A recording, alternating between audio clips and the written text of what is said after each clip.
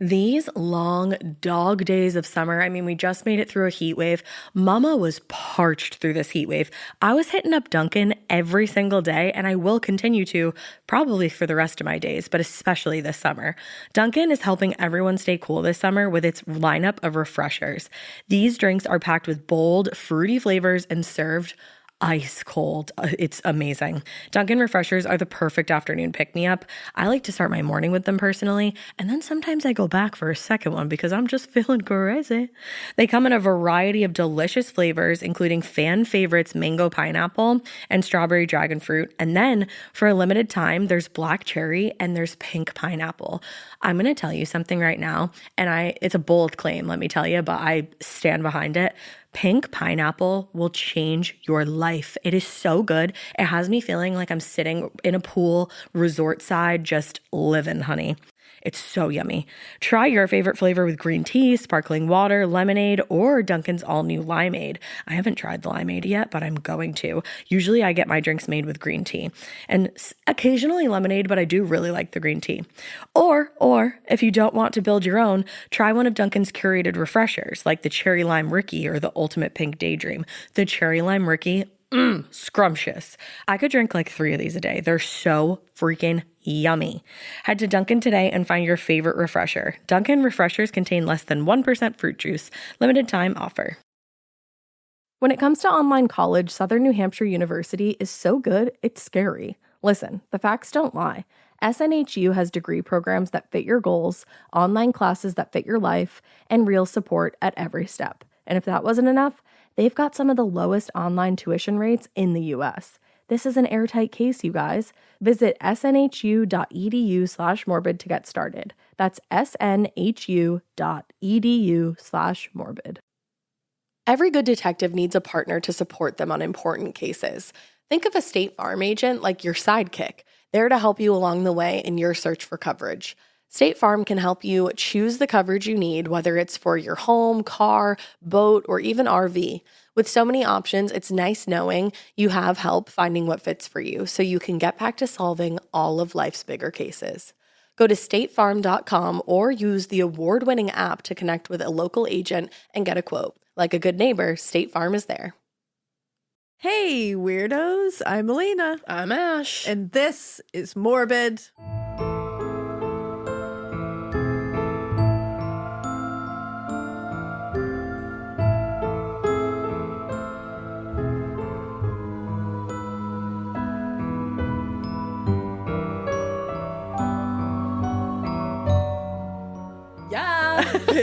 It sounded like you were going to say more. You're like, this is Morbid. No, I was just saying it annoying. No. This is Morbid. You're never annoying. Never. I had just quite the moment while we were getting set up here. Yeah, Ash was knocking shit over. She was falling out of her seat. Mikey's computer started and it did the like, mom, and I thought he burped and I was like, oh my God. And then I was like, wait, that's a computer. That's a computer. That's a computer. And then my fucking iced coffee went sailing across the galaxy. And I'm just sitting over here in She's my like, seat with the microphone and my laptop, and I'm like, can we start? She's like, I'm ready. I'm ready. She's like, this is why I don't do group projects. People like you, Ash. People like you. I always was that bitch at a group project, just like, wah! Just a wreck knocking shit over. My iced coffee's falling. It's fallen. All right. So we're in part 4. Yeah, she is gonna make it 5 though. Yeah, I apologize. I can't. I just can't cram it all into this episode. It would be too much for you to comprehend, too much for me to comprehend, really. And it's definitely too much for me to comprehend. It's just, I'm not going to cram it into one episode just to do that. It would be not as good, I think, in my opinion. So I am going to make it 5, and I'm going to keep the Jack the Ripper stuff for part 5 because I want to find a ship manifest that I've been seeing rumblings of, but I can't seem to find the actual ship manifest, which seems to be a lot of the issue in the Jack the Ripper theories is a lot of people say stuff, but it's not backed but no up. one's got any documentation to back it up. So it's like, oh yeah, I think there was a Holmes on a ship on the way to UK, like during that whole thing. And you're like, whoa, And then it's just like Brian. Where's that? It's like, and it's also like Holmes was a very common name back then. Exactly. That's why he chose it. So it's like, I don't know about that. Imagine that. But we'll get to it. We're going to get further into that next episode. We will end at 5. Don't worry. I'm not going to take this like the longest series we've ever had. We'll just tie it with Jack. We'll just tie it with Jack. It's pretty much up there. But in this one, we're going to talk about several murders that he committed. Pretty brutal ones. They're all pretty brutal, but these ones involve children. So he's a real monster. Yeah. Like a real monster. Well, I mean, he murdered his pregnant mistress. So yeah, he's fucking terrible. That'll do it. And the child in that situation. Mm-hmm, yep. Poor Pearl. I know. You know, I can't stop thinking about that name ever since. It's such a cute name. Yeah, and like those kind of names are coming back now. Yeah, like old timey names. Cute old lady names. Yeah. But you know what? When we last left you guys, I'll give you a little recap because I know there's a lot to take in this series. So I think it's probably helpful to be like, this is what happened in the last one. I need the recap. Even if you don't, I need it. Holmes married again.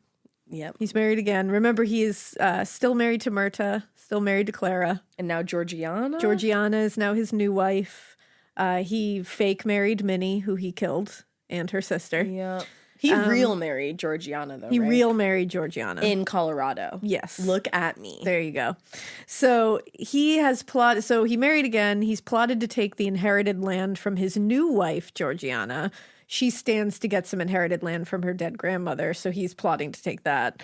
He has sent Benjamin Pitezel to Fort Worth, Texas to start getting the new Texas murder castle underway. Like, he's ready to start this whole process over with a whole other murder castle. Like, same way. Yep. He's doing that on the land that he made Minnie Williams transfer into he and Benjamin's aliases names and then he murdered her. Now he's seeming to begin to turn on Benjamin a little bit after they both decided collectively to defraud an insurance company by faking Benjamin's death and using another corpse to pretend it's his. I feel like it's not gonna be fake. Yeah, it's looking like Benjamin's time as his lackey is coming to a tragic end. Yeah, at this point. Had a feeling this episode was going to be Pite-centric. Yeah, it's not great for that entire family, to be quite honest. By the time Holmes and Georgiana arrived in Fort Worth to claim the land deeded to him by Minnie, Pitezel had already been there for a few weeks. He was there with his young son Howard, just getting things together. So when he first got to Texas, Pitezel had to receive the land deeded to his alias, Benton Lyman, and he had to transfer it back again to Holmes. Okay. Now, initially, I'll just give you a little rundown of how it initially happened so you remember. Minnie was to transfer it into Holmes's alias, who she didn't know. Mm-hmm. She thought this was another buyer. Then that alias of Holmes was deeding it into Benjamin Pitezel's alias of Benton Lyman. Yes. So now that Benton Lyman has it, he now has to deed it back into real Holmes's name. It's funny. I wonder if I don't know exactly how any of that works, but if somebody looking at that deed switching hands constantly, like, thought anything about that. Yeah, I think it's just the time period they were able to get away with this a lot easier. Nowadays, now, obviously, it would be like flagged, you would think, the first right? time it went into an alias, I think people would be like, wait a second, what's going on there? Like, it would at least be like looked at. This time, instead of like H.H. Holmes, they put it into Harry Holmes's name. And this deed, this deed has been like boop, boop, boop, boop. Like you said, like somebody, you would think somebody would maybe catch, but again, I think it's just the time period. Even back then, though, I'm like, damn, you didn't think that was weird? It's been like 6 times. Yeah, because like this deed has been around more times than a Broadway show. Yeah, like for it real. Truly has. And from there, Pitezel selected a parcel of land on the corner of 2nd and Rusk Streets, and that's where they were going to put the murder castle. The castle was going to be built under the watch of construction superintendent H.M. Pratt. And guess who that was? H.H. Holmes. Yep, that was another one of his aliases. This is messy as fuck. How did he keep track of them all? He has 40 plus aliases. That's so crazy. Yeah. And he basically started doing the same shit he did in Chicago with the construction of this one. He wanted to build another murder castle, so he had to be weird and sneaky about it. So he would fire the workers every now and then to keep the plans from being fully realized. He did, however, switch up his game a little, and he started out actually paying people. Huh. Which is shocking for him. Weird. But then he was right back on his bullshit and stopped. He was like, that sucks. Yeah, he was like, oh, I don't like that. Ugh. I do not like that. And he had a million excuses for why he couldn't pay on time. And he also went back to taking out loans and buying furniture and fixtures for the building on credit. And then he would just not pay. And then he would just hide the items from the creditors when they came to take them back. This man gives me so much anxiety running from these creditors. Yeah, and he's doing the most because he's made places in this castle now where he's hiding all these furnishings. Yeah, exactly. Yeah. Now, unfortunately for him, Holmes was not going to stick around in Texas long enough to see this castle actually come to fruition. Ooh, what happened? In the spring of 1894, he and Pitezel began that scheme. This is the beginning not of the insurance fraud scheme. It's the beginning of the scheme that would kind of unravel everything for him. The scheme before the scheme, after that scheme, and around the time of that other scheme. This scheme was they would travel around the state buying horses, and they would buy these horses with worthless promissory notes and deeds, not cash. So like bad checks, essentially. Basically. And then they would sell them for cash and move on before the seller figured out that they'd been scammed. Oh. But this plan fell apart when they were both arrested like idiots. Oh, shit. Yeah, once they were, because it was a shitty plan to begin with. Somebody was going to catch on. And once they were out on bond, investigators now were like, we should begin looking into these guys a little bit more. Because Holmes, they were like, yeah, he has a few things on his records here. So it was definitely going to bring more detectives on his tail. And he doesn't want that. And gathering up just some of their belongings and all the money that Holmes had managed to raise at this point for the castle, Holmes and Georgiana fled out of Texas for St. Louis with a brief stop in Denver along the way. Okay. So they're running all around. And does she know? She knows about the scheme, obviously, because now she's on the run with him. We don't know what she knew. Okay. It's one of those things where, like, I don't know. Yeah. I don't know what she knew. Yeah, that's fair. Maybe she didn't know. I'm not real sure. Georgie didn't know. She knew something, but I don't know what she knew. Okay. At this point, Holmes was on the run now for 2 crimes. He was on the run still from Chicago for the arson of the original. Oh my God, I literally Murder forgot Castle, that. yes. And now he's on the run for horse thievery. Horses and arson. That I'm saying, the horses 1800s and fire. of it all. So you would think he would run as far away as possible from the 2 places he committed the 2 things he's on the run about, One would Chicago think. and Texas. But no, after he fled Texas, they went to St. Louis, and St. Louis is 4 hours from Chicago, technically. Don't you think you would just like go to Europe? And it's like, that's the thing, and it's 12 hours from Texas. Obviously, these 2 things are in like car, you know, which like at the time it's not really relevant. But it's like they're not crazy far. It's not like across the country, you know what I mean? So it's like that's weird that you didn't go further away, I guess. That's the thing. Like even try California. Yeah, just or even like Massachusetts. Like get out of there. Yeah, he's already been there. Like go back. But I mean, I don't want you here. But well, he probably didn't want to because he has a wife there. That's true. And his new wife might not like that his old wife is there. There's a lot going on, but he had to have a reason and that for like going to St. Louis. And that reason was that Georgiana was turning 25 in the fall. And that was when she was going to inherit the rest of the estate left to her by her grandmother in Indiana. So he was obviously planning to take the entire inheritance for himself alone. So he wanted to stay closer to Indiana to wait and then pounce on that when she turned 25. And he was just going to like throw her down a chute. He's so gross. He really is. While in St. Louis, he called himself, is it St. Louis or St. Louis? I say St. Louis. I say St. Louis. I'm sure I will get yelled at for that, but like. I think it's probably interchangeable. Right? I'm asking Mikey about it. I think it's St. Louis, but because you know what I always think of Meet Me in St. Louis? Isn't that like a musical or something? I don't know. I feel like that's a musical. I believe you. You have more musical knowledge than I do. Am I thinking something different now? I feel like I need to confirm this with myself. I think of fucking Jennifer Hudson in That's what I Sex think in of. the City. Meet Me in St. Louis. Hold on, I'm gonna just check this really briefly. Real time. Doesn't have Judy Garland, isn't it? I'm pretty sure. You're asking the wrong girly about a musical. Yeah, it's a thing. Okay. But now I'm like, is it called Meet Me in St. Louis or Meet Me in St. Throw, Louis? throw on the pronouncenames.com for the people in the back. Pronouncenames.com. Louis. This is real St. time Louis. right I now. feel like this is going to prove me wrong and it's going to be upsetting. St. Louis. Yeah. Oh, fuck, guys. And I always believe that guy because he sounds like Jacques Pepin. And I believe everything I he do says. too. I believe that, man. I All do right. too. So, St. Louis. okay. So that French guy, I believe, and he said St. Louis.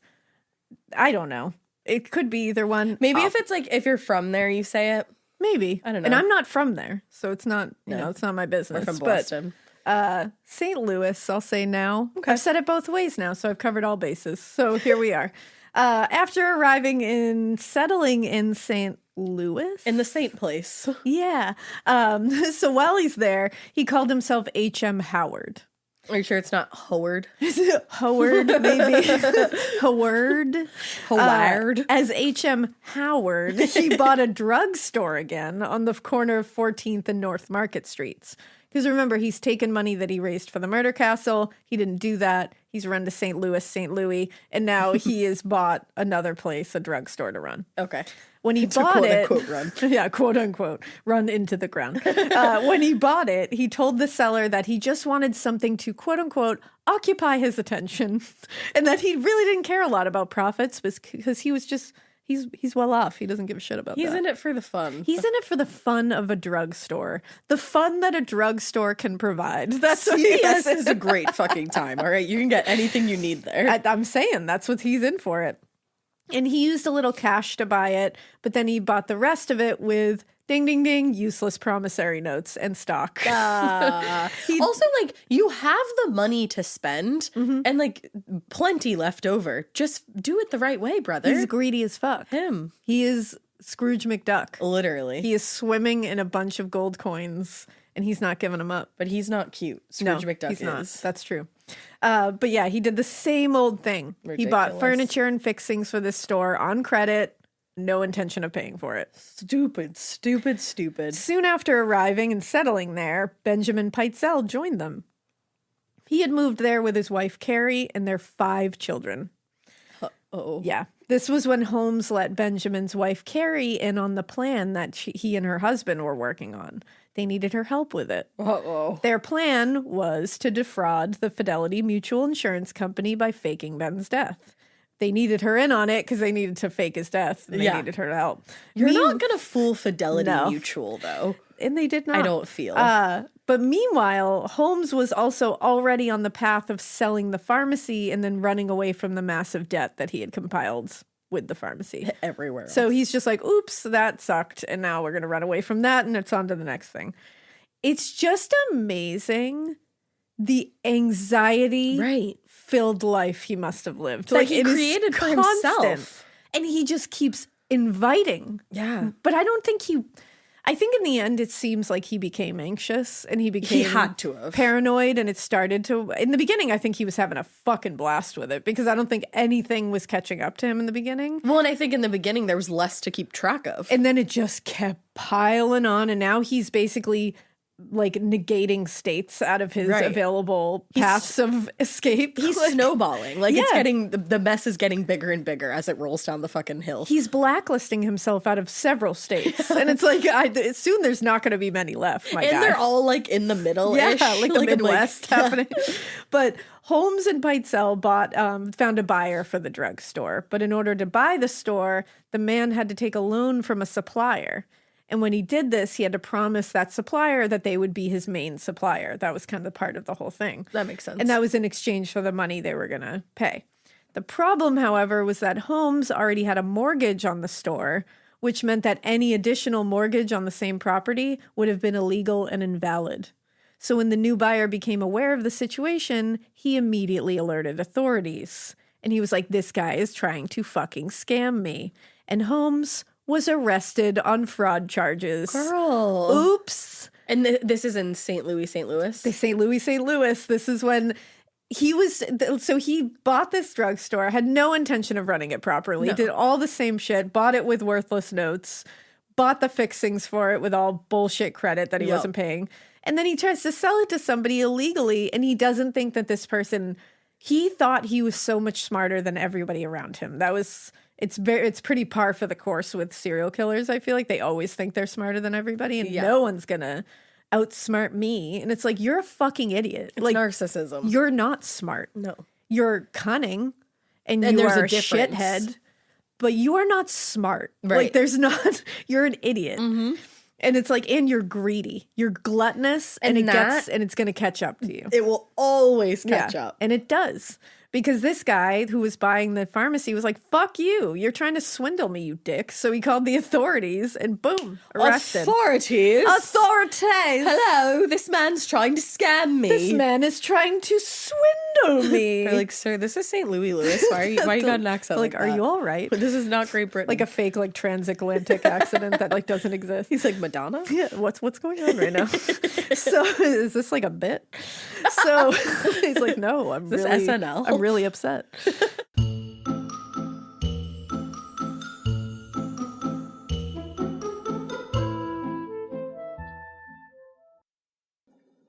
Getting paid twice a month doesn't mean money is scarce. It just feels that way.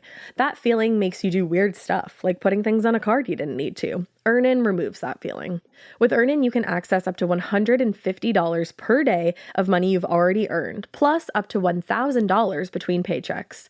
Standard transfers take 1 to 2 business days with no mandatory fees, and expedited transfers start at $3.99 and cap at $5.99. 5 million people are already on it, and honestly, it's wild it didn't exist sooner. Download Earnin on the App Store or Google Play, spelled like earning money without the G. Type in Morbid under podcast when you sign up. It'll really help the show. Earnin is a financial technology company, not a bank. Access limits are based on your earnings and risk factors. Standard cash outs take 1 to 2 business days with no mandatory fees. Expedited transfers available for a fee. Tips are voluntary and don't affect the service. Available in select states. Terms and restrictions apply. Visit earnin.com for full details. Chilling crime cases are mysterious, but finding coverage shouldn't be. With the State Farm Personal Price Plan, you have options and can personalize your plan to help create an affordable price so you can get back to cracking all of life's bigger cases. Talk to a State Farm agent today to learn how you can choose to bundle and save with the Personal Price Plan. Like a good neighbor, State Farm is there. Head to statefarm.com to get a quote. Prices are based on rating plans that vary by state. Coverage options are selected by the customer. Availability, amount of discounts and savings, and eligibility vary by state.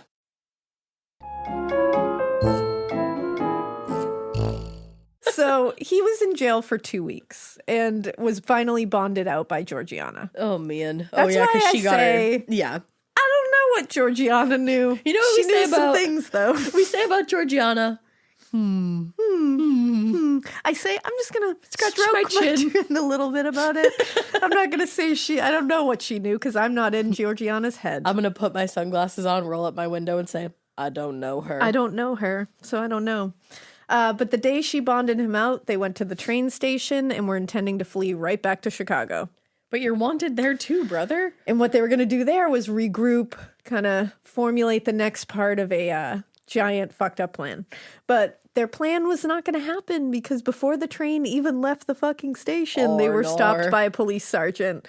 And the police sergeant said that he was afraid the proposed trip would have to be postponed. And then he placed Holmes under arrest again. After he literally just got out like that morning. Literally, like, got out, walked to the train station, and they were like, no, sir. They're like, back to jail. This is Now- Monopoly. According to news reports at the time, Georgiana, quote, protested in the most indignant manner and became almost hysterical and denounced the arrest as persecution. Georgie, calm down. So off he goes back to create a jail. scene. And they set bail at $800, which at that point was $50,000 at present. They were like, you're fucked up and we're not letting you out of here. No one had that cash at the time. So Georgiana went to Indiana and retrieved the deed to some of the land she was going to be inheriting.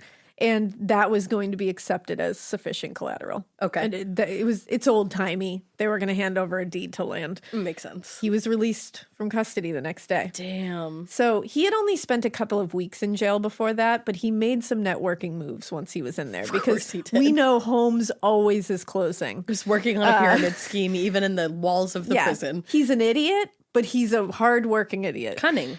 He connected with other inmates and he started getting them into future schemes with him, like promising them things that he couldn't deliver. Of course. One of these convicts was a outlaw and bank robber named Marion Hedgepeth. Holmes told him about his scheme to defraud the insurance company by faking Pitezel's death, passing off another body as his, and then he was like, we're going to flee the country after that. Because I've kind of used up a lot of these states and I should probably get out. Now, according to Hedgepeth, Holmes offered to bring him in on the scheme. But he was like, no, I'm good. Like, even he was like, I think you're dumb. Like, Yeah. I don't think this is going to work out for you.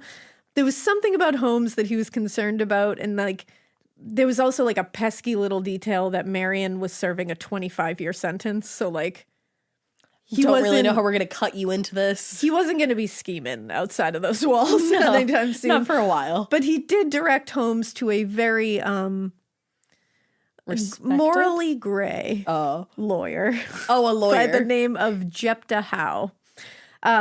This lawyer agreed to help Holmes and Pitezel pull off the insurance scheme once they arrived in Philadelphia. That'll get you debarred. He was morally gray, maybe an understatement. The morally corrupt FR. Very unscrupulous, I would say. Oh, I love that But word.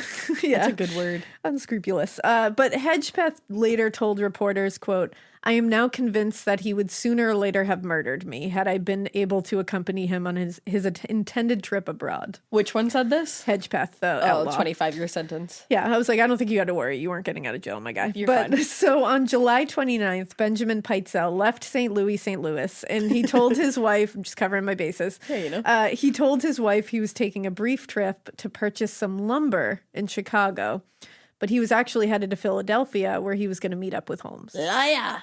Now, meanwhile, as soon as Holmes was bonded out of jail, he and Georgiana left St. Louis, and headed to Philadelphia to meet with Benjamin Pitezel. Along the way, they stopped in Indiana to visit Georgiana's mother, where Holmes told her they were going to be traveling to Germany to look after his uncle's property. Woof. So she shouldn't be alarmed at all if she doesn't hear from Georgiana for a while. Mm-hmm. He was fully planning on murdering Georgiana.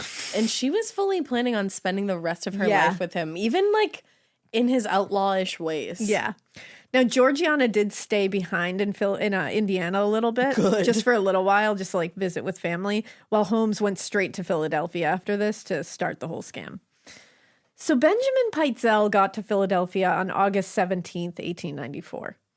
Within a couple of days, he opened a business, and it was a patent business under the name B.F. Perry, another alias. Another one. Yeah, this is what Holmes had told him to do. Once he'd established himself, the plan was that Howe, the unscrupulous, the morally gray Yes. lawyer, Yep. was going to help them get a fresh corpse that was similar looking to Benjamin. Why does this lawyer have a corpse connect? Not real sure. A lot of people had corpse connects back then. Yeah, we don't love that. The plan was to place this body, this look-alike corpse, in the patent laboratory in the building that he owned. Then cause an explosion in the building, disfiguring the corpse so much that they could pass it off as Pitezel's body without a lot of suspicion. And then once they'd faked his death, Pitezel was going to go into hiding, and Holmes and Pitezel's wife, Carrie, would split the $10,000 insurance payout. Yeah, right, baby. Holmes Yeah. is taking that full 10. Sounds great. But He's gonna murder all you. Yeah. On the morning of September 1st, the doorbell rang at the apartment Holmes was sharing with Georgiana. And he went downstairs to open the door. And it was the police. He came back inside and he told Georgiana that the man at the door was from the Pennsylvania Railroad Company. He said he had been working with them on a contract to sell copiers. Because remember, he had a weird copier business at one point. No, I literally forgot that. He it was a fake copier Yeah. business, like ABC copiers or something like that. But he's like, oh yeah, it's this guy. He's like works for the railroad company. Just like, we have a contract. We're gonna sell copiers. That's what he told Georgiana. That's why I say I don't know what Georgiana knew. She knew some things, but he would lie to her about a lot of things. Totally. Because later, Holmes told investigators that this man was actually Benjamin Pitezel at the door. And he had come to tell Holmes that unfortunately, his youngest child, Wharton, was sick. And his wife had asked him to actually return to St. Louis, and help with the children. Yeah. So he was like, I can't do this scheme with you. I have to leave and take care of my kid. Uh-oh. This was really going to fuck up Holmes's plans. And immediately he made the decision that Pitezel was not leaving Philly. Oh, shit. So this man comes to Holmes and says, my youngest child is sick. And Holmes is like, you're not leaving. And I'm going to make sure. Do you think that he was worried that Pitezel was starting to freak out and was going to like alert authorities? He was probably worried of chickening that. out? And he was pissed.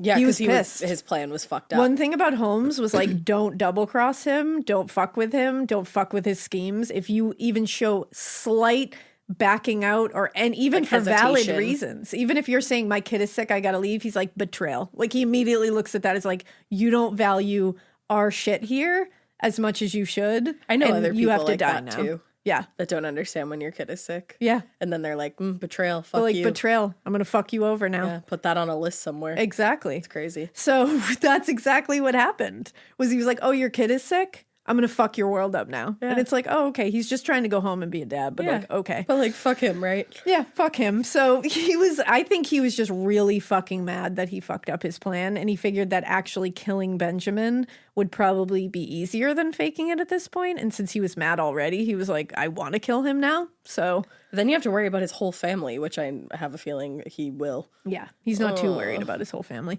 In his later confession, Holmes said that Pitezel sent, quote, discouraging letters purporting to be from his wife that caused Pitezel to begin drinking heavily. Okay.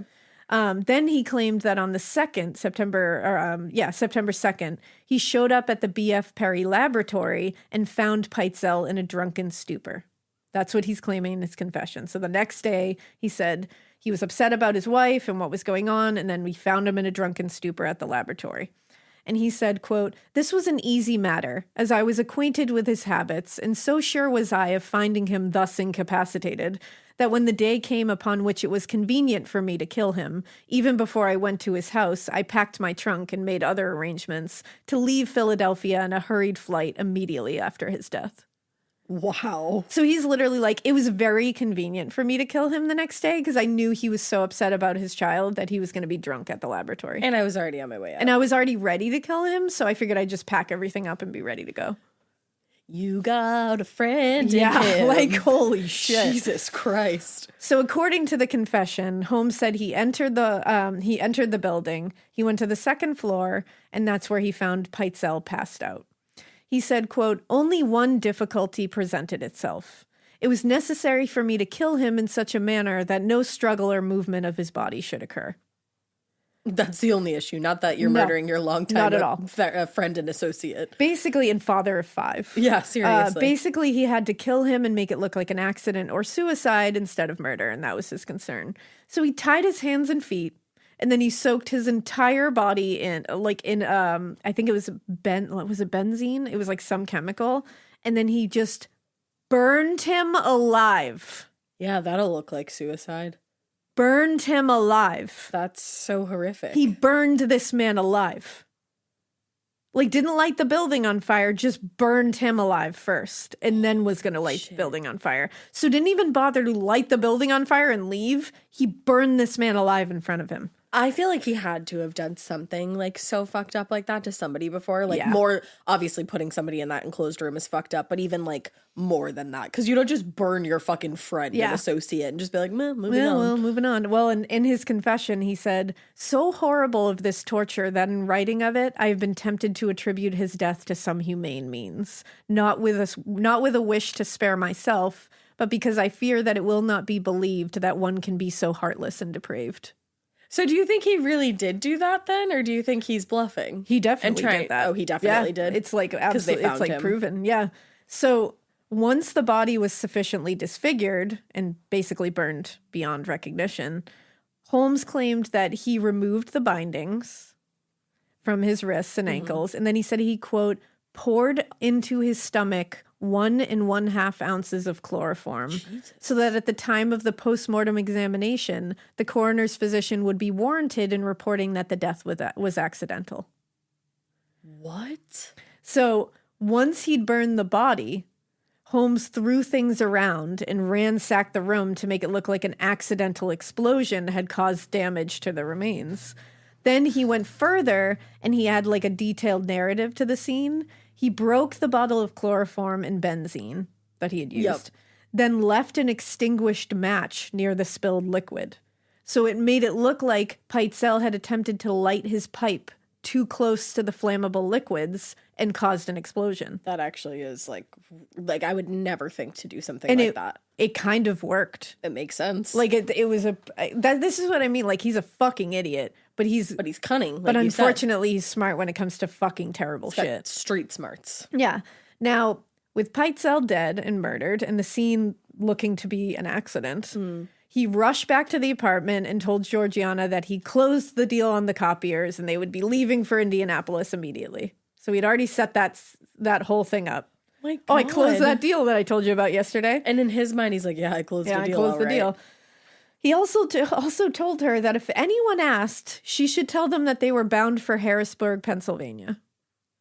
Okay. And he explained this by saying that the St. Louis stuff wasn't fully settled. And if too many people knew where they were, he could be arrested again. Mm-hmm. So and she was like, okay. So off they went that evening and they boarded the 10:25 p.m. train to Indianapolis. You have to imagine she probably was scared of him to some for degree. Sure. And that's probably why she didn't, if she For didn't sure. question things. She wasn't going to ask. She was just like, you know what? I don't want to be part of this. Let me keep my nose clean. Now, 2 days later, Pitezel's body was discovered by Eugene Smith, who was a local inventor in the area who'd been in to talk to and see B.F. Perry, Pitezel, AKA a Pitezel. week or so earlier. Now, he had stopped in to speak with Perry a few times since the man had opened the patent laboratory. And he was really excited because they had kind of talked about him making money off of some of his inventions. Now they were Right. going to patent some of them. So the morning of September 4th, he tried to walk into the patent office to speak to him, but the door was locked. This was strange to him because it was during working hours, so he called the police. They sent Officer George Lewis, and he broke down the door. He found Benjamin Pitezel's rotting body on the second floor of the apartment. And as far as anyone knew, B.F. Perry was last seen alive on Saturday, September 1st. That's when the last people had seen him alive besides Holmes. I think it was a delivery boy that had brought a message that day. That was the last person who had seen him.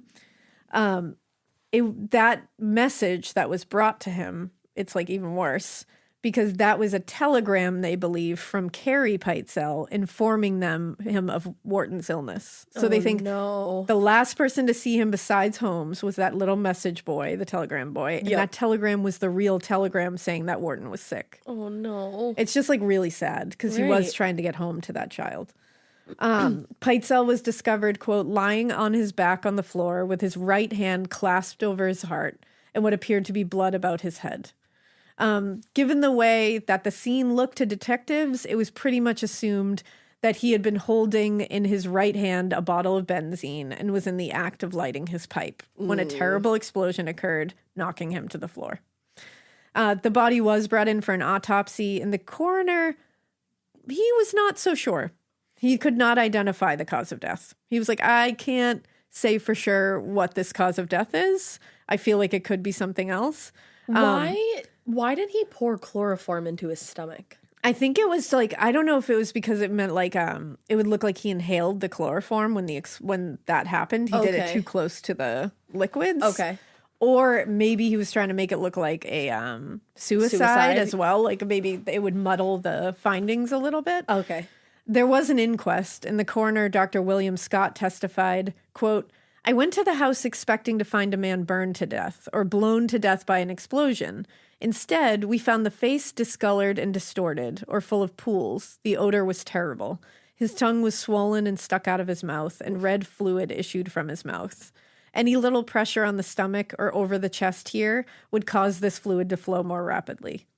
It just didn't make sense to him as it was being presented as an accident. Right. He said the state of the room didn't really jive with him either. He thought it was very staged. It didn't look like an explosion caused everything. He said it looked like somebody had just thrown shit around. Yeah. But it was the chloroform in the stomach that actually set off the most alarm bells. I had a feeling because it's just random as fuck. So as a coroner, he was aware that if Pitezel had ingested the chloroform before his death, the harsh chemical would have caused a lot of irritation to the stomach lining. But when the stomach contents was observed, there was no irritation. That's because it was put in his body after his death, and it was clear. Now, Scott couldn't be certain what specifically had caused the man's death because it was so badly disfigured, but they were pretty sure it had happened suddenly and was not the result of an explosion. Now, despite this testimony by this coroner, the jury delivered, quote, a verdict of death from inhalation of flames or from some poison, the character of which is unknown. I can understand why the jury was confused because there's just so many elements to that to understand. Well, and what's worse is his body was held at the morgue for a few days, and then it was just buried in an unmarked potter's grave. Oh, because nobody knew that he's not. Nobody knows he's Pitezel.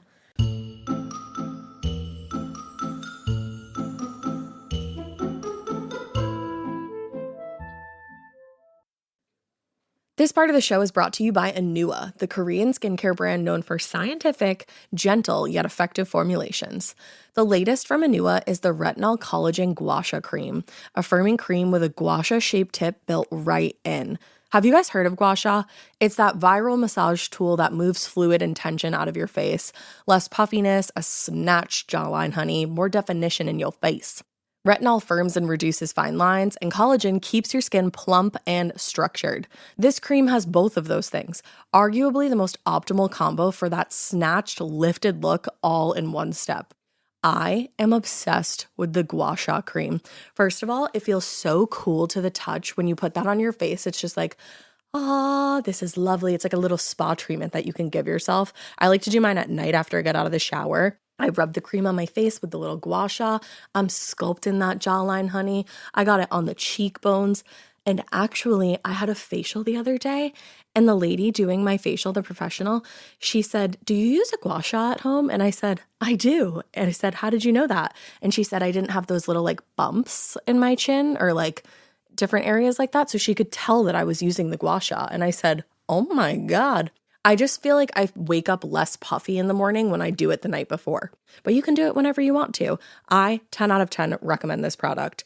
The Anua Gua Sha Cream value set is available at anua.com, already discounted. Use code MORBID for an extra 10% off. That's ANUA.com, code MORBID. The Sherwin-Williams summer sale is here. Get 30% off select paints and stains or 35% off their newest product, Emerald Symmetry, July 17th through the 27th. Whether you're looking to refresh your interior or your exterior, they've got the colors to bring your vision to life. And with delivery, getting everything to your door is easier than ever. Shop online or visit your neighborhood Sherwin-Williams store. Retail sales only. Some exclusions apply. See store for details. Delivery available on qualifying orders.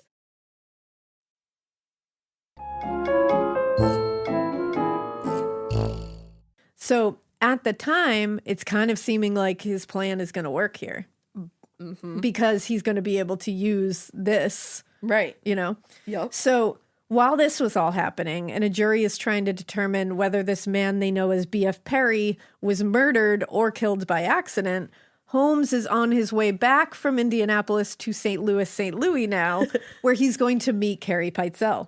Because remember, she was there. God. She was trying to get Pitezel back to St. Louis. And Sick she kids. knows about the plan. Now, unfortunately for Holmes, word of Pitezel's death had reached the family before he could get there to break the news. And he found Carrie Pitezel inconsolable. Oh. Like, inconsolable. I can't imagine. Now, Holmes decided, because people knew that like he was using that alias, so it was getting around People his back family. home Yeah. knew. So Holmes decided to just lie to Carrie and insisted that her husband was actually alive and that he was in hiding until they were going to be able to get that $10,000. So he was basically like, no, this is the No, the scheme. plan is like, going according. Like, don't worry, that we want you to believe that it was him. Right. That's the whole plan. But they said, we need to get the $10,000 first. Once we get that from the insurance, then he'll come out of hiding. Mm-hmm. And then he said, but in order to do that, someone has to go to Philadelphia and claim the body as Benjamin Pitezel. Okay. He's so fucking evil. He is. So 'Cause Carrie- he's giving her hope that Yeah. she's going to find her husband again. Yeah. Now, Carrie was concerned about traveling to St. Louis, from St. Louis to She has a sick Philadelphia kid. because her child is sick. And also, he didn't want her to go there because that could muddle some things. So he was like, who can we get that can be like a little bit down a level from Carrie. A little more innocuous. So Holmes convinced her to send in Pitezel's teenage daughter, Alice, in her place. He was going to use a kid. And he even claimed that the girl could stay with his cousin, Minnie Williams. No. She's dead. Yep. Nope. While she was in Philadelphia. No. This way, he could still stay on track to get the money from insurance. But in the meantime, Jepta Howe, the gray... Why are there so many characters? The morally gray lawyer. The morally corrupt Jorah Howe. He started drafting documents that would give him power of attorney over Carrie that would be necessary to claim the entire $10,000 for Holmes. Not a POA. Nope. So 6 days after his death, Fidelity Mutual Insurance received a telegram reporting that the dead man from Philadelphia, known as B.F. Perry, was probably Benjamin Pitezel. This is so much. How did you even fucking research It's this? insane. And they said Benjamin Pitezel has actually a large insurance policy with your insurance company. So the death was still looked at as suspicious. So agents at Fidelity Mutual were like, we would like a little more information before we pay out this policy. Right. So they looked further and saw that the only other name listed on the policy was H.H. Holmes. His actual name. His actual name. So they went about finding Holmes, and to do this, they sent a letter to Myrta in Wilmette. His She's wife. still alive? Myrta's still alive. Yeah, she's still alive, right? Okay. I don't know what happened there, but after a little bit of a delay, Holmes did get in touch with Fidelity Mutual. I don't know if Myrta just called him and was like, hey, I just got this letter. What Was the he fuck's like, going do on? you know it? Was he keeping in touch with her? I think he was slightly. So she was still under the guise Only- that they were married? Only a little bit. I think it was one of those things where it was like she probably knew that he was gone. Yeah. But like, it's weird. Okay. But My oh my. Yeah, exactly. My oh my is correct. Now, Holmes replies to the Fidelity Insurance Company and tells the agent that he'd only just learned that the body was in Philadelphia. So he said, I'll go there immediately and we will identify this man and get back to you. Okay. Now, again, Holmes wouldn't allow Carrie to identify the body, and Carrie really didn't want to leave her kid anyway. And she probably wouldn't have wanted to see that body. Yeah, so he told the insurance company that she was too ill to come. Okay. And he was going to have to go. But they were like, "No, you can't just go." And that's when they were like, "You need to bring a family member." And he was like, "I'll bring Alice." Especially because he's the one listed. So, of course, he's going to be like, yeah, that's him. Yeah, that's totally fine. On September 20th, Holmes met Alice Pitezel and Jepta Howe in Philadelphia. And she wrote a letter to Carrie, her mother, later. And she said of meeting Holmes, she referred to him as Mr. Howard. She said, quote, "I don't like him to call me babe and child and dear and Ew. all such trash." She's like, fuck this guy. She thought he was a pig. Yeah, he like, was. she knew right away. She had his number. Yep. A few days later, Alice and Howe, the lawyer, show up at the Fidelity Mutual office. Holmes joins them there. And they all provided the agents with like some like notable like things that would basically Like identify. characteristics? But yeah, exactly. I was trying to think of the word. That would identify this as Benjamin Pitezel. Okay. Things of this were like he had a mole on his back, he had a scar on his leg, he had a twisted fingernail that had occurred out of an accident. Oh, that's interesting. And he had very unusual dentition. He had a lot of spaces in his teeth. Oh, okay. So a lot of very particular things. Is dentition just what your teeth look like? Yeah. I've never heard that word. I like really? it. Yeah. It's a nice word. It feels dentition. like dentition. You have nice dentition over there. Anything that ends in shun, Yeah. I always feel has a nice like. The body had been exhumed now, and when they got to the cemetery, it had been moved to a shed and was being examined by Dr. Mattern. Nice. In the So, shed. and that happened a lot. That happened a lot in know. the Jack the Ripper case. I know. I actually. remember you Lots just of always being like, sheds. yeah, in the body in the shed. Yeah, and the coroner's just doing an autopsy in a shed. Vibing in the shed. Dr. Mattern was the other coroner who was with Dr. Scott that did the original autopsy. By that time, his remains were in an advanced state of decomposition. One would think. And they were given the description, the unique marks on the body, but Mattern insisted the state of the remains kind of made it impossible to positively identify the body. At one point, the doctor couldn't find the big scar that they were talking about that was supposed to be on his leg. Holmes was present for this, and he got frustrated and impatient, and he grabbed the leg, apparently, rubbed the flesh so that the burned layer of skin moved away, and then revealed the scar. He's a fucking monster. And then was like, do you see? This is Benjamin Pitezel. We told you. Like, was pissed and was like, here it is. I figured it out. Like, Oh my God. who? Like, Who show does us that? Show us how money hungry you are without doing that. among us does that? Not I. Not even the coroner was willing to do that. He was like, No. no, okay. But at that point, they were like, all right, And sure. poor Alice being there and having to Yeah. see that. That's her father. Yep. And they were like, okay, cool that you think it's him. Alice, what do you think? You're the determining factor. If you say Right. this is not your father, it's not. She must have been scared. Yeah. So apparently, again, Pitezel had that unique set of teeth. Yeah. So a lot of spaces, which were very easily identifiable. And apparently, Dr. Mattern was the only one who actually gave a shit about Alice. And they had to present this body to her and have her look at the teeth. And they said before doing that, he removed, quote, as well as he could, everything that was repulsive from the mouth. Oh. And then he asked Alice to look at the teeth. And she said she looked into his mouth and she told the doctor that the teeth, quote, appeared to be like her papa's. And then she left the shed That's immediately. horrific. Now, the agents from Fidelity Mutual waited a full day, and then they let Alice and Howe know that they found Alice's identification satisfactory. So typically, these kind of claims are very slow and methodical to be processed. But For good reason. lawyer Howe there, he appealed to the agents and he said the Pitezels are very poor. They have a sick kid. They could use the money as soon as possible. Can you expedite it? Yeah.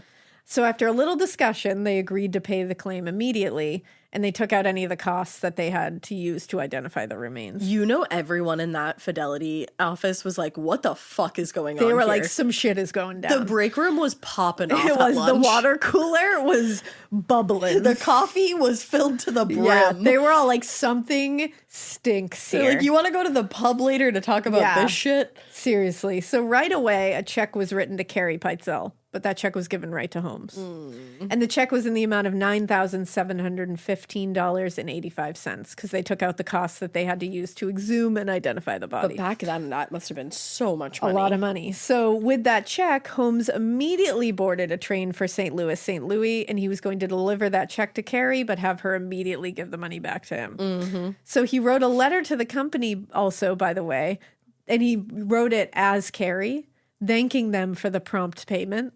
And they used that letter in promotional materials for a little while. Oh my God. Yikes. They used a fucking letter from Yeah. H.H. Holmes. They had no idea. Ole nole. Now, Holmes's plan had always been to claim the money from the insurance scam and then flee to Europe. Right. And that's where he was, none of the creditors, nobody was going to be able to get him there.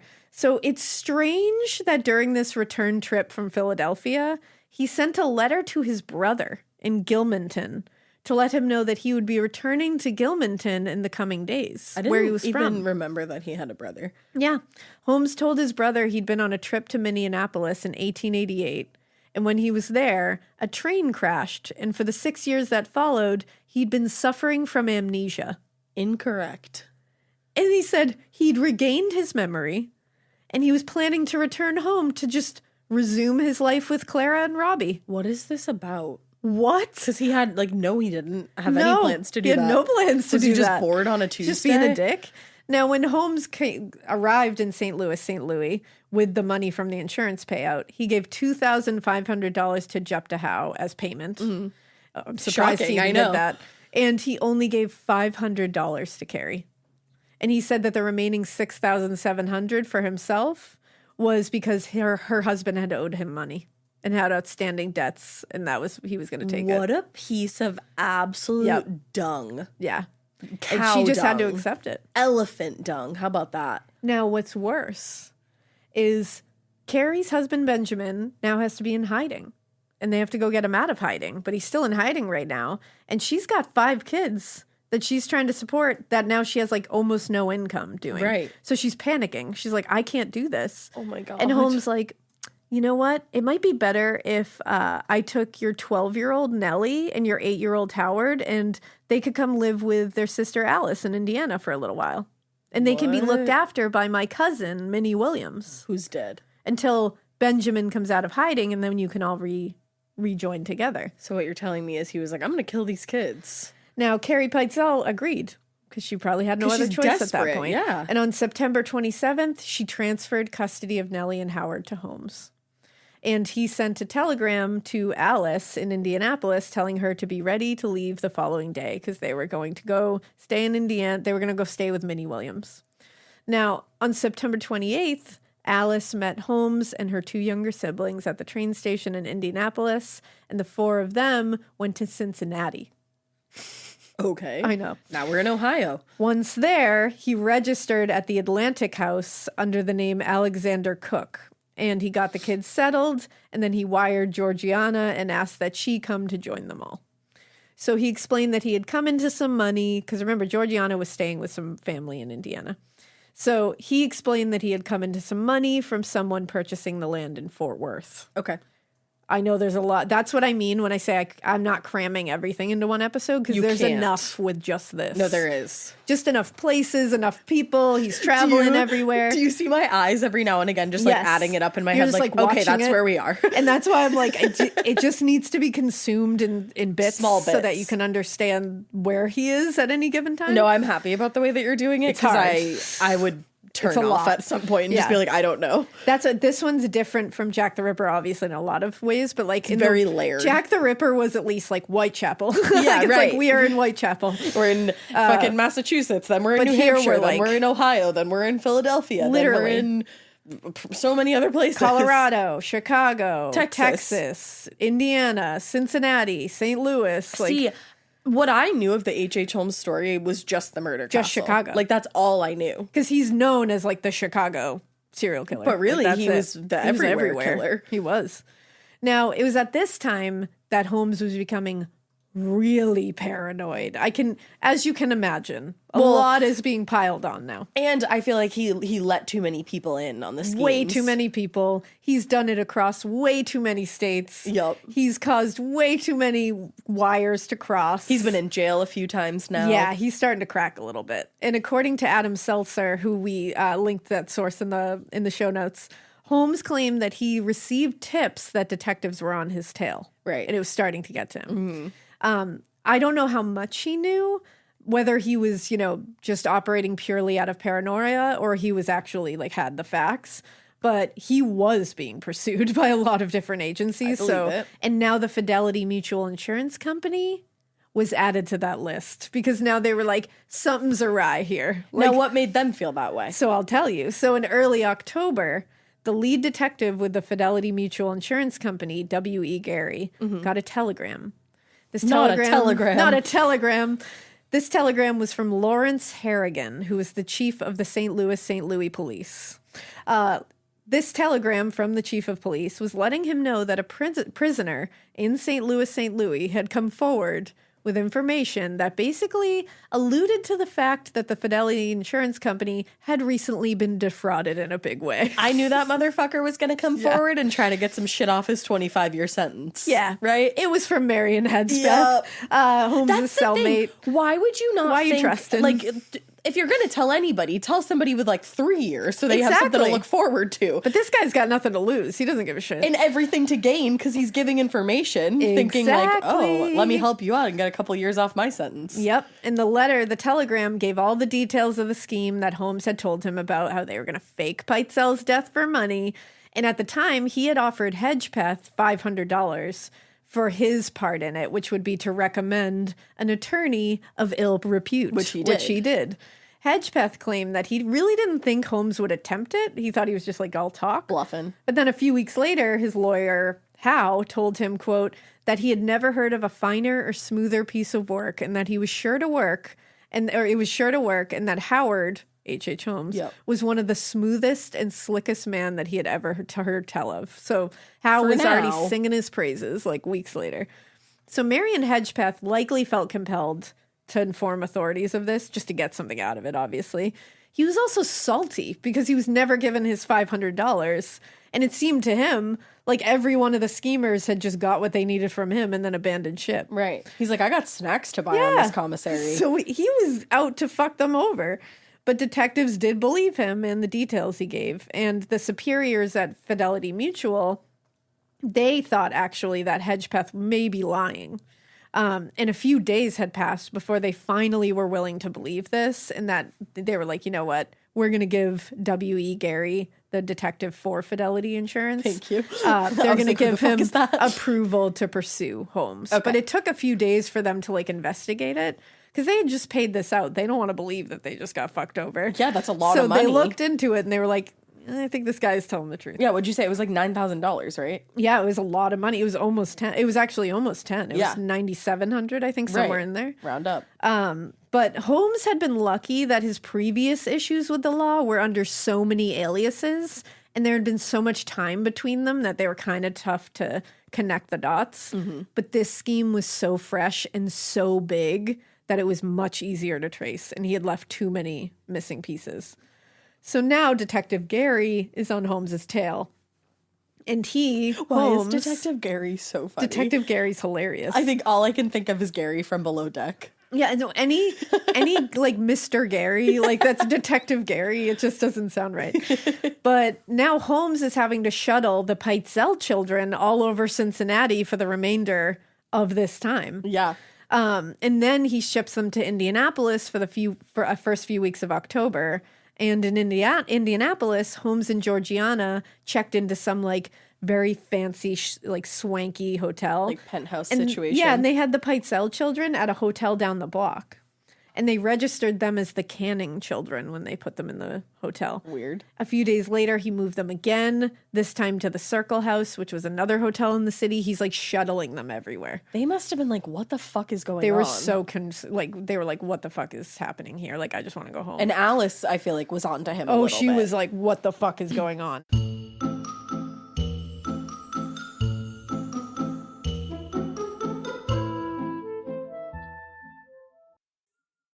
Getting scared is one thing. Getting a thrill is, well, you want more of those in your life. The Genesis GV70 is built to thrill, baby. A thrilling yet elegant design always makes driving the GV70 an exciting adventure. Its powerful athletic stance screams performance and turns heads. Everybody's looking at you, girl, or boy, or whoever. Command the road and experience a class-leading standard 300 horsepower. Oh my God. Plus, discover the different dynamic drive modes for all different terrains. Choose between the different terrain modes for whatever road conditions you may encounter. The Genesis GV70's award-winning technology and performance lets you drive with comfort and drive with confidence all at the same time. It's an exciting SUV with intuitive tech that can make your ride smooth even when the road isn't. And its blind spot cameras allow you to see what's next to you. It's like having eyes on the side of your head. That's pretty iconic. Its performance, by the way, is measured not only in power, but in how it makes you feel confident, sexy. The Genesis GV70. Learn more at genesis.com and feel the GV70. Need a boost? Sometimes all it takes is tapping into your inner cool. Icebreaker's gum helps you unleash the confidence within. Each chew releases a rush of icy flavor powered by cooling flavor crystals, sending a wave of refreshment to reinvigorate all your senses. Icebreaker's convenient pack fits everywhere, from car cup holders to backpack pockets, so you can find your cool wherever you go. Grab Icebreaker's gum online or at a store near you.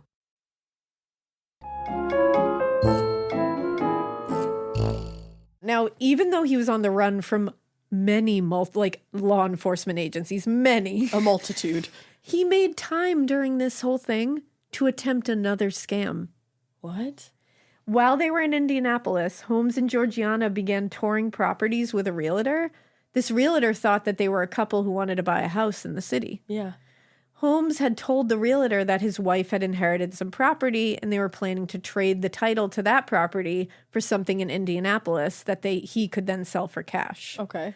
This sounded insane to me, Me when as I read well. it, but apparently the bank had already approved this exchange, like in reality. Weird. The problem, however, was that the offer had an October 10th expiration date. Okay. And the property wouldn't have officially been accessible to Georgiana until her 25th birthday, which was not until October 17th. Oh, shit. So Holmes abandoned the realtor and never went through with the plan. But he was planning to try to go through with this before it was going to be legal. And after he was arrested, the realtor who was scammed here told the press, quote, Holmes was a good-looking fellow, but had a kind of uneasy look in his eyes. So he tried to fuck over this other person while he's on the run, like the heat is on. The heat is like, The heat is on. it's more than Yeah, on. it's real on. It's a fire. While he toured the city with Georgiana, trying to set up some other schemes, the Pitezel children were just spending their time in a hotel room alone. That's so sad. And during this time, they were writing daily to their mom in St. Louis at St. Louis, and they were concerned because they never received anything back. And on October 6th, at one point, Alice wrote to her mother and said, "Why don't you write to me? I have not got a letter from you since I have been away, and it will be 3 weeks day after tomorrow." Carrie Pitezel had been writing to her children. She had written back to every single letter. Holmes just kept them. What? He just like kept playing them from mind the games? kids just to fuck with the kids. Why would you even do that? Because he's an is actual evil. monster. Evil. Yeah. So in October, That's so sad. They're mourning the loss of their father, being shuttled to all these new places, and now they think their mom just abandoned them. Holy like it's fuck. awful. He is like truly torturing them. And I feel as though it's going to escalate, and Yeah. I just can't believe that's their last days. Yeah. Holmes went to a realtor. Why can I never say realty? Realty? Realty? Realty. Realty. Why can I not say that word? That tripped me I up don't in the know. last one, I It think. did, yeah. Right? Some Realty. people say realtor, but it's just realtor. Realty. I think. Realty. That's what it is. Realty. A realty office. It's losing all meaning, but It really is. I don't know. Sorry, everybody. I don't know why my brain knows it, but my mouth won't say it. Say a real estate office. It's A real easier. estate office in Irvington, which is a suburb of Indianapolis. Yeah. And he started making arrangements to rent a house called the Okay. Lancaster House. It was a small cottage on Union Avenue. I would not rent that house. He got very hostile, which was rare for him to do in public because remember, he is Mr. Cool, calm, and losing collected. it now at this point because he was demanding the keys be given to him now. And he was like, I'm in a big hurry. I need them now. I'm not going through any of the shit I have to go through, like lost his mind. And the realtor, there you go, Hey. later said, quote, "I remember the man very well because I did not like his manner. I felt that he should have had more respect for my gray hairs." That's amazing. I love They were that. like, respect your elders. He's like, I'm old. Fuck I don't know you. why he was mean. But a few days later, Holmes had a large oak stove delivered to Lancaster House because he did rent it, and also dropped off a case of surgical tools in town to be sharpened. A large oak stove and sharpened surgical tools. That Yep. sounds normal. So everything's fine. Oh no. In the afternoon in early October, Holmes brought Howard Pitezel in his trunk of belongings. Howard is the 10-year-old son. Yep. Belongings to the Lancaster House. And according to his confession later, they arrived a little after 8 p.m. and Holmes called Howard into the house. And he told him that he had to go to bed at once. And then he said he gave him the fatal dose of medicine. And he said he like poisoned him, Yeah. essentially. And he said as soon as he had ceased to breathe, I cut his body into pieces that would pass through the door of the stove, and by the combined use of gas and corn cobs, and proceeded to burn it with as little feeling as though it had been some inanimate object. What? That the was his own fuck? confession. That's a 10-year-old. I poisoned this 10-year-old boy, and I cut up his body and then put him in a stove, and I felt such little feelings about it that he might have been an inanimate object. Oh my god. Yeah. So it's most likely that he had poisoned his food to kill him. That's what everybody thinks. Poor sweetie. And when they searched the property after he was arrested, they found a bottle of cyanide, an amount of wolfsbane, and there was also he had purchased a cocaine solution from a pharmacist a few days Jesus. earlier. Once he had disposed of Howard's body, he went back at the train station by 9 p.m. So that all happened within an hour, according to him. And he got his mail and he boarded a train for Chicago. So the next day, and I don't know what he did there, but he returned to Indianapolis the next day. And he got Georgiana and the other children and put them on separate trains, Georgiana on one, children on the other, bound for Detroit.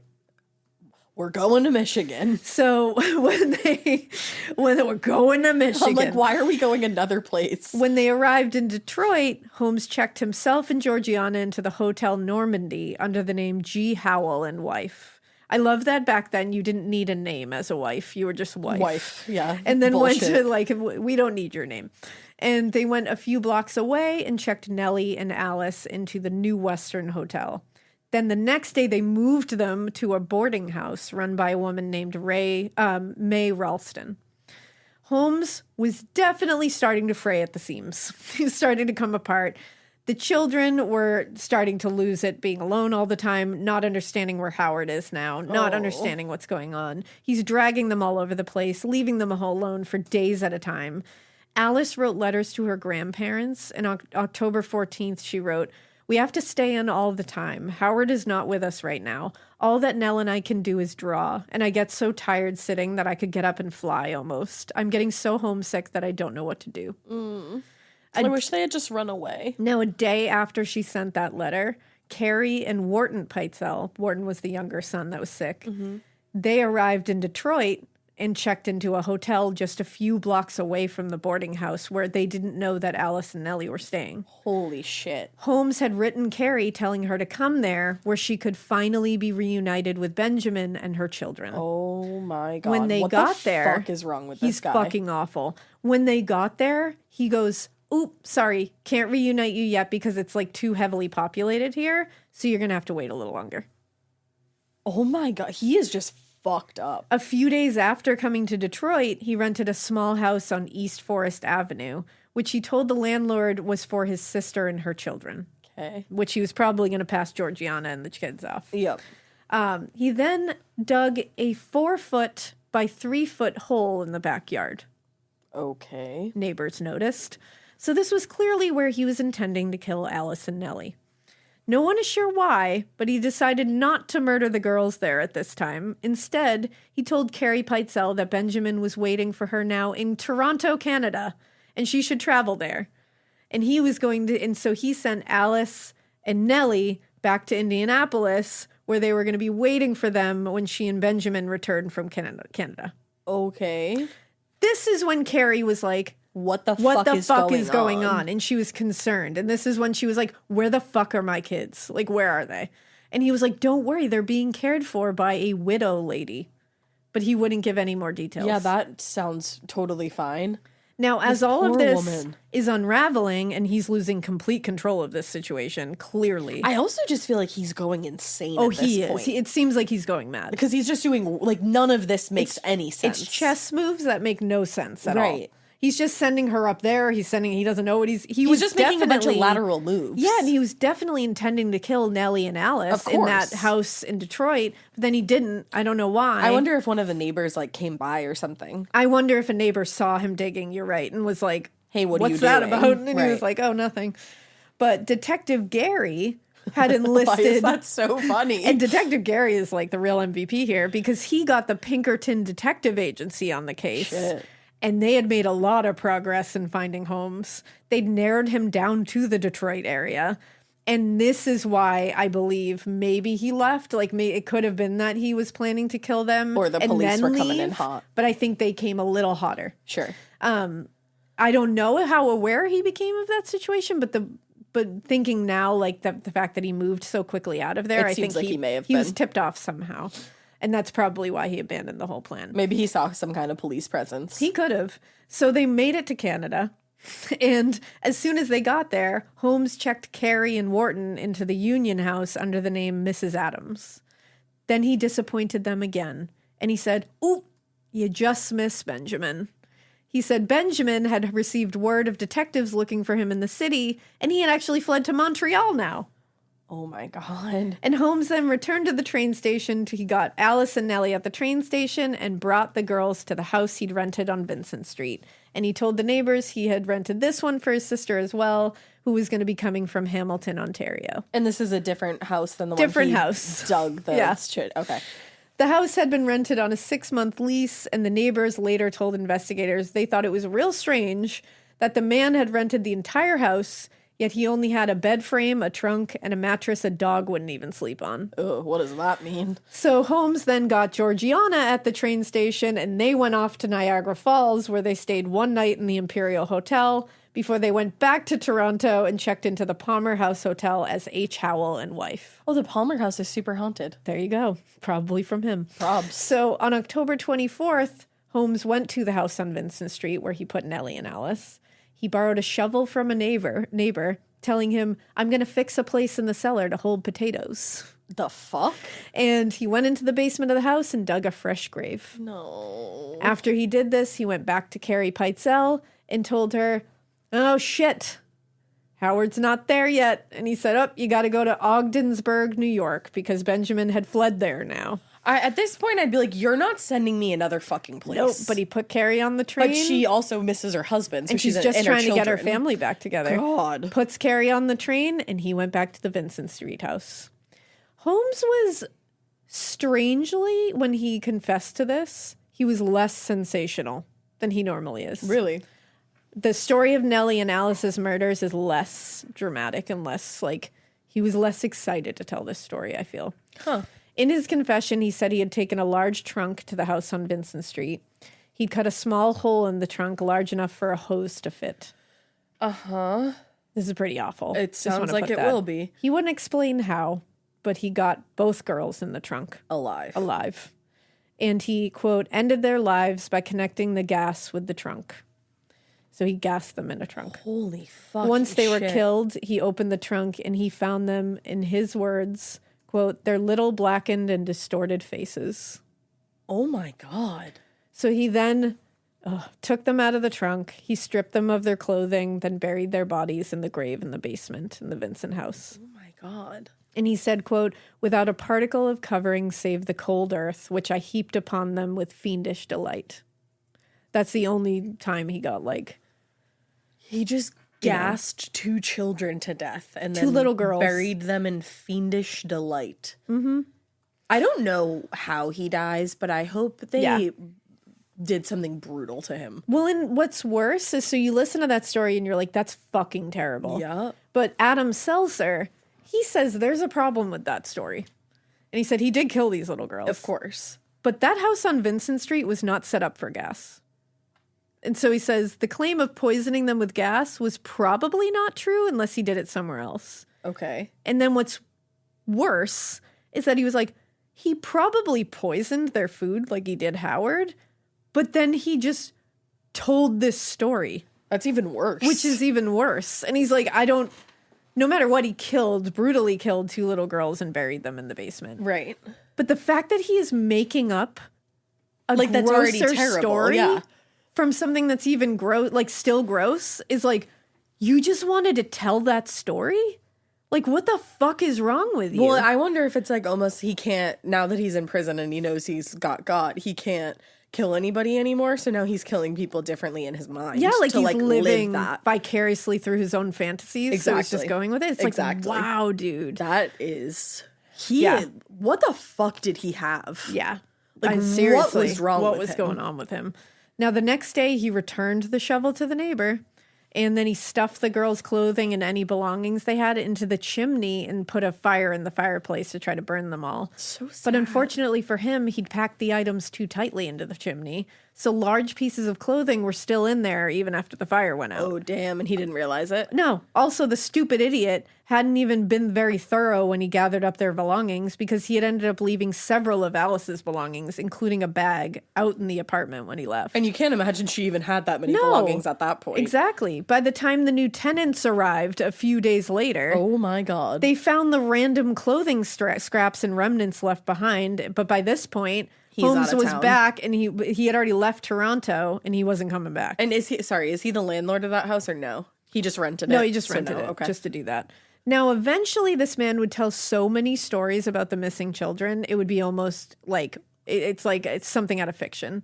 He would say Benjamin, the father, was in South America. He told Carrie the kids were in South America. He told them now they were in Chicago, in Detroit, they were in England. They were anywhere else but reality. He was just Dead. driving her insane. Yeah, he was trying to drive her insane. And that is where we're going to leave part 4. I did not see that coming. Because What? because he should Because have what? he should have stayed in Canada and he didn't. Okay, I'm And happy to know that. Once he returns to the United States, that's when shit is going to go down for him. And I don't want to start the going down process. no, I get that. I would like episode 5 to just be us all high-fiving in the fact that this motherfucker gets got. Oh, I can't wait to hear how. Because So- I don't have any idea Yeah. how he gets caught or what happens to him after Yep. he's caught. So this is him. He's leaving Toronto. He's leaving Canada. He's coming back to the United States like a big fucking idiot. Yup. He has killed kids in Canada. He's killed kids in the United States. He has killed women in the United States. Yup. He has now killed a man in the United States. And he's coming back. And the Pinkerton Detective Agency, guys, they're on his fucking tail. I'm so excited. They're right here. He would have been much better off staying in Canada. Oh, thank goodness he didn't, Thank though. goodness he's a fucking idiot. I'm Right. so glad he is. Oh, So we're man. going to talk about his arrest. We're going to talk about the trial. We're going to talk about the wild confession. And we're going to talk about the theories that he is Jack the Ripper, which I don't agree with. But we'll talk about it. But the theories, when you put them out there, you can understand why people are go with them. Interested, at They're least. slightly compelling. Okay. But very interesting. And we're going to talk about his execution. Ah. It's all coming in part 5. It's all happening, Sheena Shea. The end. The climax of this series is part 5. My goodness. Yeah. All right. Well, we hope you keep listening, and we hope you Keep it weird. But not so weird that you go all around the world doing H.H. Holmes type shit, because, like, don't.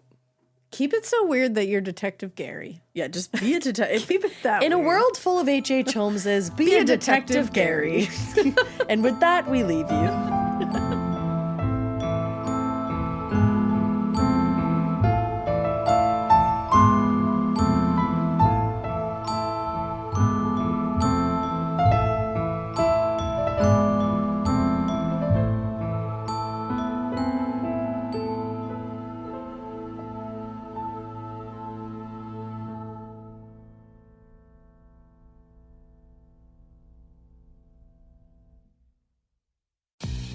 Nothing beats tradition, like weekly game nights at Mom's house. And Tostitos, crafted with masa made the traditional way, starting with whole corn kernels, with flavors worth gathering around, like a hint of lime and Mexican street corn. And no artificial colors, flavors, or preservatives. That's the Tostitos way. Bring Tostitos to your next game night, and you'll be winning either way. Tostitos, tradition matters. Traditional home security only alerts you after a break-in, and that's too late. Simply Safe is changing that. Stop. This is Simply Safe. Police are on the way. We don't just alert, we stop crime before it starts. Simply Safe, plan starting around $1 a day. Save 50% on your new system with professional monitoring at simplysafe.com/SXM or with promo code SXM. Outdoor deterrence requires a Simply Safe Active Guard outdoor protection plan starting at $49.99 a month. Visit simplysafe.com/licenses for alarm license information. Tennessee 2012.